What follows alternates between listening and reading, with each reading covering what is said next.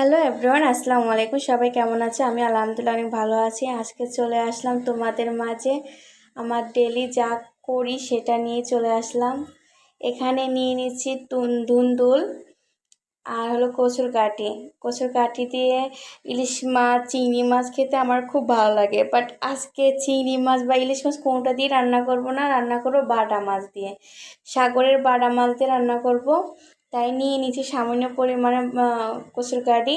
কেউ আবার এই কচুর কাঠিটা সিদ্ধ করে নেয়, আমি সিদ্ধ করে নিইনি। আমার কাছে মনে হচ্ছে সিদ্ধ করতে গেলে একটু বেশি সময় লাগে, তার জন্য কি করলাম, আগে আপনার ছুরির সাহায্যে এটাকে ভালো করে ছুলে নিতেছি। আমার কাছে এটাই সহজ মনে হয়, কার কাছে কেমন জানি না। আবার কেউ কেউ কার কাছে হলো যে আপনার সিদ্ধ করে নিয়ে চলতে গেলে আবার হাতে আঠা আঠা লাগে, আমার ওইটা ভালো লাগে না। এইভাবে নিলে আমার কাছে ভালো লাগে। ওকে, আমার চলা শেষ। এখন ভালো করে পরিষ্কার করে নিয়ে ছুরির সাহায্যে ভালো করে কেটে নিতেছি, সুন্দর করে কেটে নিতেছি এগুলো পিস পিস করে। এখানে আবার এগুলো না করতে গেলে প্রচুর পরিমাণে হাত চুলকায়। খাইতে গেলে অতটা হাত চুলকায় না, কিন্তু ধুইতে গেলে পরিষ্কার করতে গেলে প্রচুর পরিমাণে হাত চুলকায়। এই তো আমার প্রায় কোটা শেষ হয়ে গেছে। এখানে আবার নিয়ে নিয়েছি আপনার মাছগুলো ভালো করে পরিষ্কার করে নিয়েছি। এখন ভালো করে ভেজে নিতে হবে মাছটাকে।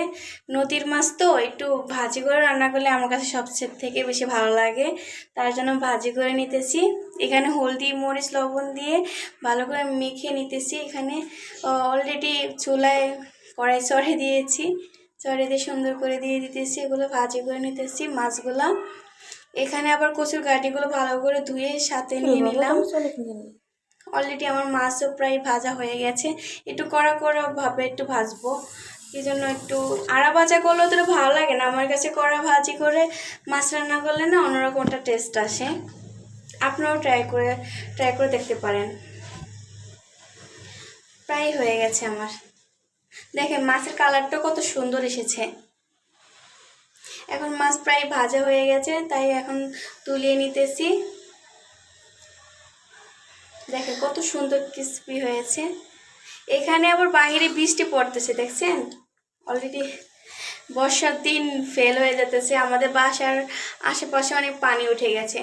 এখানে আবার রান্না চাপে দিলাম, সব ধরনের মশলা দিয়ে দিলাম, ভালো করে ভাজি করে নিতেছি।